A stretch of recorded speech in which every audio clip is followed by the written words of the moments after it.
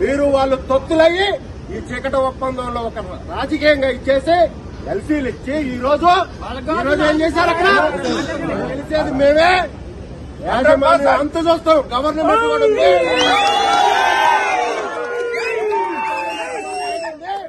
మీరు ఎలా చేస్తారో చూస్తాం మేము. ఏమనుకుంటున్నారండి ఇది ఒక జాతీయ సంఘం తొత్తుల్లాగా తయారై మీరు వాళ్ళు నాటకాలు ఆడుతున్నారు. పేపర్ల మీద తీయటం కాదు, దొంగ పంచులు దొంగ డ్యూటీలు కొట్టి బయటకు పోతుంటే అయినా మాట్లాడట్లేదు. చెప్తున్నా కండిషన్స్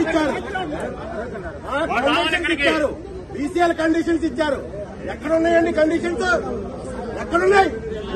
బ్యాడ్జీలు పెట్టుకొని పిల్లలు పెట్టుకొని లోపలికి వెళ్తున్నారు. ఏం చేస్తున్నారు మీ సెక్యూరిటీ వాళ్ళు? మీరు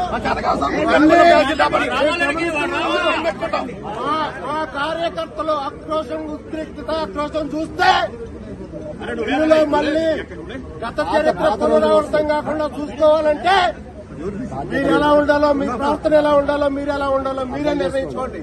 మీ టాప్ మేనేజ్మెంట్ తో మాట్లాడండి. ఏదన్నా తేడా వచ్చిందంటే మాత్రం మేము బాధ్యులం కాము. ఇది మాత్రం క్లియర్ గా చెప్తున్నాం.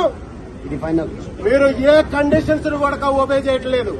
అటు డీసీఎల్ ఇచ్చినాయి గానీ ఇటు మీరు ఇచ్చినాయి గానీ ఒక్కటి కూడా ఓబే చేయలేదు. సోదరులారా, ఇది చీకటి ఒప్పందంలో ఒక రాజకీయ ఇవ్వడం.